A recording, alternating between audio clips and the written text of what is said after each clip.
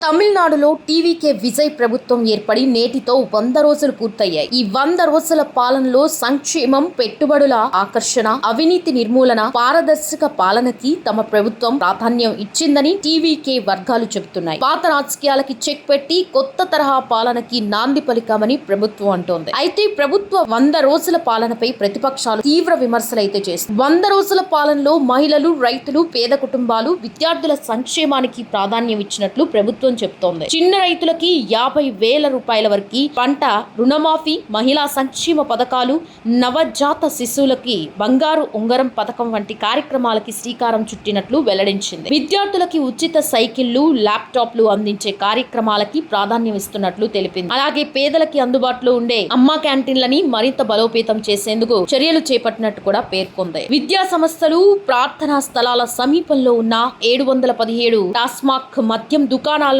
మూసివేసినట్లు ప్రభుత్వం తెలిపింది. ప్రజల భద్రత, సామాజిక సంక్షేమాన్ని దృష్టిలో పెట్టుకుని ఈ నిర్ణయం తీసుకున్నట్టు వెల్లడించింది. మరోవైపు ప్రభుత్వ ఉద్యోగులు డిఏని 58% నుంచి 60% కి పెంచినట్లు పేర్కొంది. పెట్టుబడుల ఆకర్షణలోనూ తమ ప్రభుత్వం ముందంజలో ఉందని టీవీకే వర్గాలు చెబుతున్నాయి. కేవలం 100 రోజుల్లోనే 1,02,000 కోట్ల పెట్టుబడులని రాష్ట్రానికి తీసుకొచ్చినట్లు పేర్కొన్నాయి. దీనివల్ల కొత్త పరిశ్రమలు, ఉపాధి అవకాశాలు పెరుగుతాయని ప్రభుత్వం ఆశాభావం వ్యక్తం చేస్తోంది. అవినీతి రహిత పాలన అందించడమే లక్ష్యంగా ప్రభుత్వ ప్రత్యేక కార్యాచరణ చేపట్టినట్లు ప్రభుత్వం చెబుతోంది. ప్రభుత్వ కార్యాలయాల్లో ప్రజలతో అధికారులు మర్యాదగా వ్యవహరించాలని ఆదేశాలు జారీ చేసినట్టు తెలిపింది. ప్రజల సమస్యలని ఒకే కార్యాలయంలో పరిష్కరించే విధంగా చర్యలు తీసుకుంటున్నట్లు వెల్లడించింది.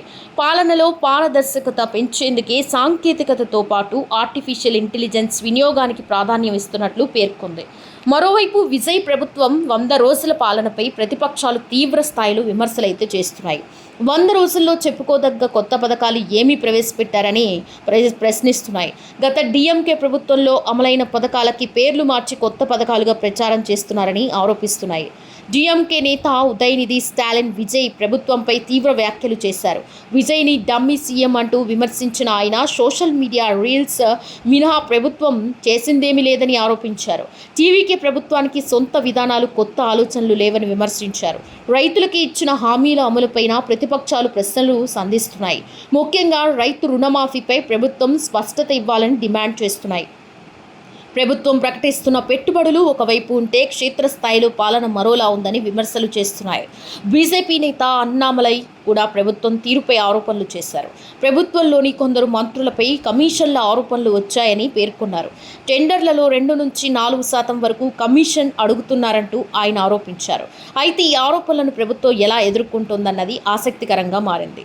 100 రోజుల పాలనపై ప్రభుత్వం స్వయంగా శ్వేతపత్రం విడుదల చేసి ప్రజలకి పూర్తి వివరాలు వెల్లడించాలని డిమాండ్ చేస్తుంది.